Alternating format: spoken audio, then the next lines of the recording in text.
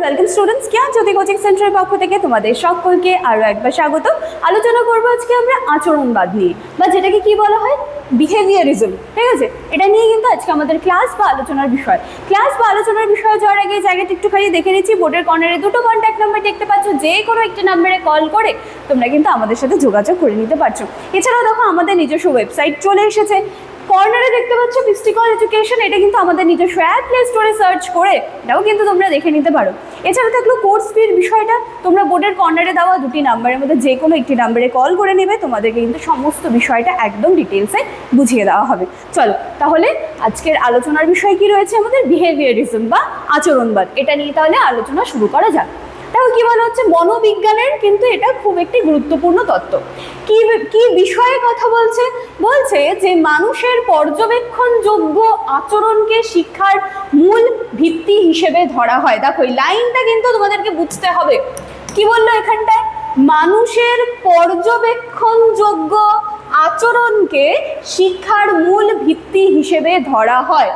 এই তত্ত্ব অনুযায়ী মানুষের আচরণ পরিবেশের উদ্দীপক ও প্রতিক্রিয়ার মাধ্যমে গঠিত ও পরিবর্তিত হয়। এবার এই ক্ষেত্রে আচরণবাদীরা কি বলছেন? আচরণবাদীরা মনে করেন যে মানুষের মনের অভ্যন্তরীণ চিন্তা, অনুভূতি বা আবেগ সরাসরি কিন্তু দেখা যায় না, তাই সেইগুলোর পরিবর্তে দৃশ্যমান আচরণকে বৈজ্ঞানিকভাবে বিশ্লেষণ করা উচিত। আচ্ছা, কি বললো? মানুষের মনের অভ্যন্তরীণ চিন্তা, অনুভূতি, আবেগ, এইগুলো কি দেখতে পাওয়া যায়? কখনো দেখতে পাওয়া যায় না।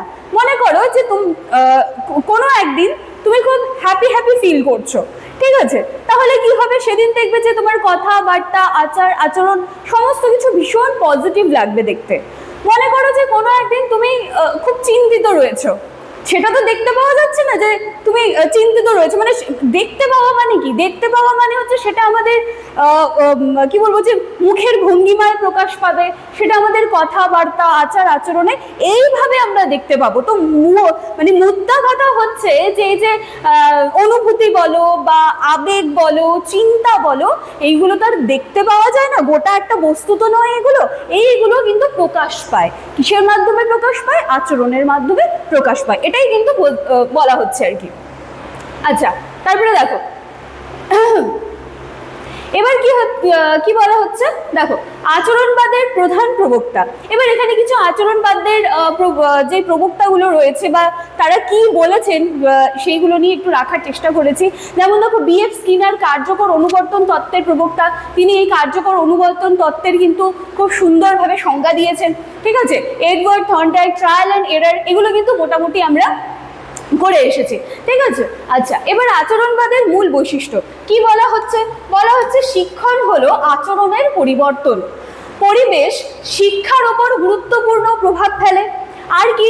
উদ্দীপক ও প্রতিক্রিয়া এর সম্পর্কের উপর গুরুত্ব দেওয়া হয়। পুনরাবৃত্তি ও অনুশীলনের মাধ্যমে শেখা কিন্তু স্থায়ী হয়। পুনরাবৃত্তি অনুশীলন মানে জানোই, পুনরাবৃত্তি মানে কি? রিভিশন করতে হবে। অনুশীলন মানে কি? প্র্যাকটিস করতে হবে। আচ্ছা, আর কি? পুরস্কার ও শাস্তি আচরণ নিয়ন্ত্রণে সহায়ক। তাই তো, কোনো ভালো কাজ যদি আজকে কেউ করে, তার বিনিময়ে যদি আমি আজকে তাকে পুরস্কার দিই, দেখবে সেই কাজের প্রতি তার আচরণই পাল্টে গেছে, সে আরো ভালোভাবে সেটা করার চেষ্টা করবে। আর অপোজিটে যদি সেই কাজটা করার পর তাকে যদি আমি শাস্তি দিই, তাহলে দেখা যাবে যে সে যেই কাজটা যেই গতিতে করছিল সেই কিন্তু আরো বেটার করার জন্য কিন্তু আরো চেষ্টা করছে। তাহলে আচরণ কিন্তু প্রভাবিত করছে, তাই না? আচ্ছা, তারপরে দেখো শিক্ষাক্ষেত্রে আচরণবাদের গুরুত্ব। শিক্ষার লক্ষ্য স্পষ্ট ও পরিমাপযোগ্য করা হয়, ধাপে ধাপে শেখানোর ব্যবস্থা করা হয়, ইতিবাচক উৎসাহ দিয়ে শিক্ষার্থীদের শেখানো হয় এবং মূল্যায়ন সহজ হয়। কেন? কারণ আচরণের পরিবর্তন পর্যবেক্ষণ করা যায়। ঠিক আছে, তাহলে আচ্ছা কিছু সীমাবদ্ধতা রয়েছে, সেটা একটুখানি দেখে নিচ্ছি। সীমাবদ্ধতা কিরকমের? দেখো, চিন্তা শক্তি, আবেগ, সৃজনশীলতাকে যথেষ্ট গুরুত্ব দেওয়া হয় না, স্পেশালি বাচ্চাদের ক্ষেত্রে। ঠিক আছে, তারা কি চিন্তা করছে, কোন সময় তাদের কি ফিল হচ্ছে, এগুলো কিন্তু খুব একটা ইম্পর্টেন্ট দেওয়া হয় না। সব ধরনের শিক্ষাকে কেবল আচরণের পরিবর্তন দিয়েও ব্যাখ্যা করা যায় না, ব্যক্তিগত পার্থক্য ও মানসিক প্রক্রিয়াকে উপেক্ষা করে। তো এই হচ্ছে কিছু সীমাবদ্ধতাগুলো রয়েছে। তবে আমি বলবো এই যে আচরণবাদ যে রয়েছে, আচরণবাদ থেকে তোমরা আলাদা করে আচরণবাদের মূল বৈশিষ্ট্যগুলো কিন্তু দেখে যাবে। ঠিক আছে? তাহলে একটা ছোট্ট প্রেজেন্টেশন ছিল, আমি আশা করছি আর কিছু না হোক কনসেপ্ট কিন্তু ক্লিয়ার করতে পেরেছি। তো চলো আজকের ক্লাস বা আলোচনার বিষয় এখানেই শেষ করছি, দেখা হচ্ছে আবার নেক্সট দিনের ক্লাসে।